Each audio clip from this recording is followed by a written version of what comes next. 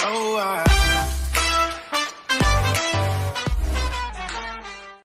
Guys, జై శ్రీరామ్ అందరికి. మీ అందరికి ట్రావెల్ ఇండియా విత్ ఏకేకి స్వాగతం. ఇవాళ మనము సడన్ ప్లాన్ చేసి ఏడుపాయల వనదుర్గమ్మ దేవి టెంపుల్ కి అయితే వెళ్తున్నాము. మన కమిటీ మెంబర్స్ అందరూ వినాయక చవితి తర్వాత చాలా బాధపడుతుంటే సడన్ గా ప్లాన్ చేసి వెళ్తున్నాం. ఇది మీకు ఇంకా ముందు ముందు ఎలా ఉంటుందో మొత్తం చూపిస్తాను, ఎలాలో కూడా మొత్తం చూపిస్తాను.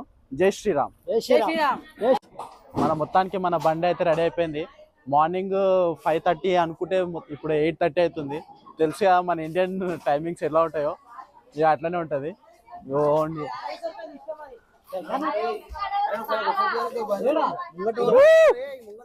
వీళ్ళందరూ మన కమిటీ మెంబర్స్.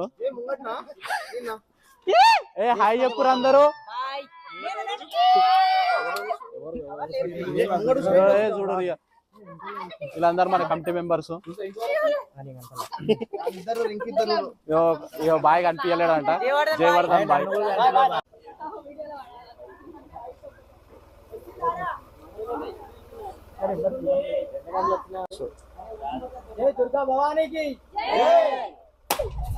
జై బోలో దుర్గా మాతా కి, జై బోలో దుర్గా మాతా కి, జై బోలో వనదుర్గా మాతా కి, జై బోలో ఏడుపాయల మాతా కి.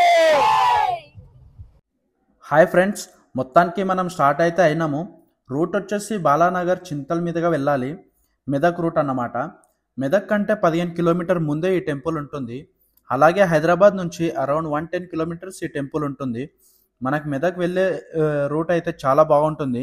మధ్యలో మనకి నర్సాపూర్ ఫారెస్ట్ వస్తుంది. సో మీరు ఈ రోడ్ చూడొచ్చు, చాలా బాగుంటుంది. చెట్ల వల్ల ఫారెస్ట్ మొత్తం చాలా మంచి గ్రీనరీ కనిపిస్తుంది.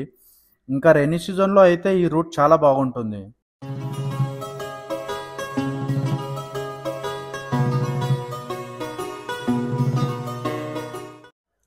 మెదక్ కంటే 15 కిలోమీటర్ ముందే ఈ హైవే మీద మీరు లెఫ్ట్ తీసుకోవాలన్నమాట. సో ఇక్కడ నుంచి టెంపుల్ 2 కిలోమీటర్స్ దూరంలో ఉంటుంది. ఒకవేళ మీరు ఈ టెంపుల్కి బస్లో రావాలనుకుంటే మాత్రం మీరు బస్లో మెదక్ వరకు వచ్చేసి అక్కడ నుంచి బై ఆటో ఈ టెంపుల్ వరకు రావచ్చు. ఇక్కడ ప్రతి ఆదివారం చాలామంది భక్తులు వస్తూ ఉంటారు. అలాగే ఇక్కడ హైదరాబాద్ మెదక్ నుంచి కాకుండా వేరే స్టేట్స్ నుంచి కూడా చాలామంది భక్తులు వస్తూ ఉంటారు. ఈ ఏడుపాయల వనదుర్గాదేవి మెయిన్ జాతర ఎప్పుడంటే శివరాత్రి టైంలో 3 రోజుల పాటుగా చాలా పెద్దగా జాతర చేస్తారు.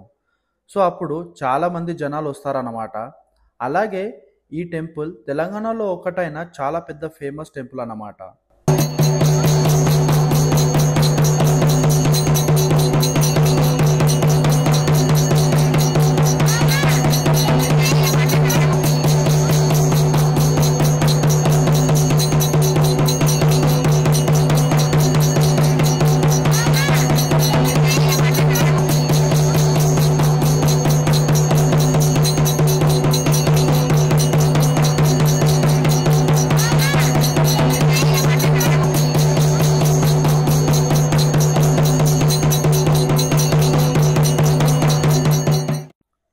ఈ టెంపుల్కి ఏడుపాయల పేరు ఎందుకు వచ్చిందంటే ఇక్కడ మంజీరా నది ఉందన్నమాట.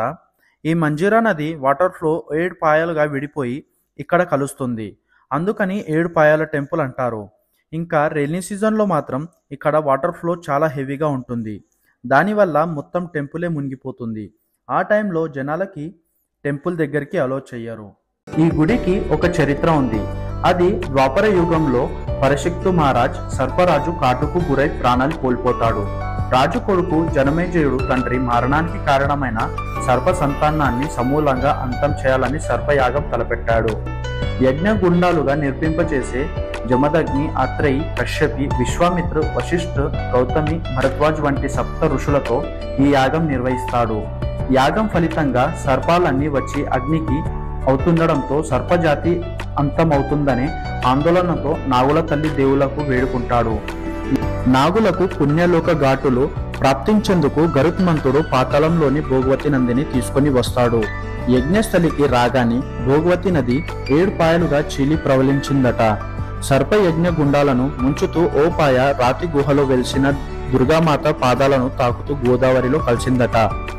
7 ఋషులతో యజ్ఞం చేయడం వల్ల గంగాదేవి 7 పాయలుగా చీలి ప్రవలించడం వల్ల ఏడుపాయలు అని ఈ చరిత్రతో అమ్మవారి ఏడుపాయలు దుర్గామాత అని పేరు వచ్చింది.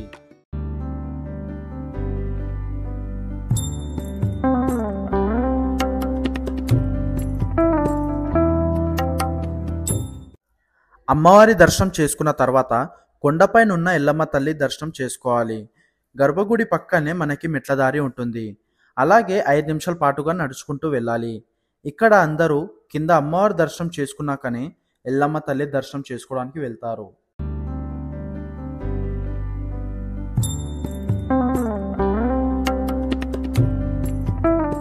ఎల్లమ్మ తల్లి దర్శనం అయినాక పక్కనే జమదగ్ని మహర్షి టెంపుల్ వెళ్ళే దారి ఉంటుంది. సో అది కొంచెం ట్రెక్కింగ్ చేస్తూ వెళ్ళాలి. ఈ టెంపుల్ని కూడా దర్శనం చేసుకుంటే మన ఏడుపాయల వనదుర్గా భవాని కంప్లీట్ యాత్ర అయిపోయినట్టే.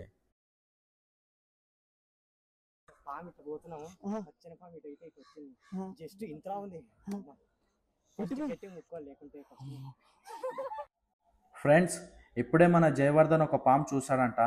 జర జాగ్రత్తగా కింద పక్కన చూస్తూ పోవాలి మనం. ఈ గుహ కిందే జమదగ్ని మహర్షి టెంపుల్ ఉందంట. ఇక్కడే మహర్షి వారు తపస్సు చేసేవారంట.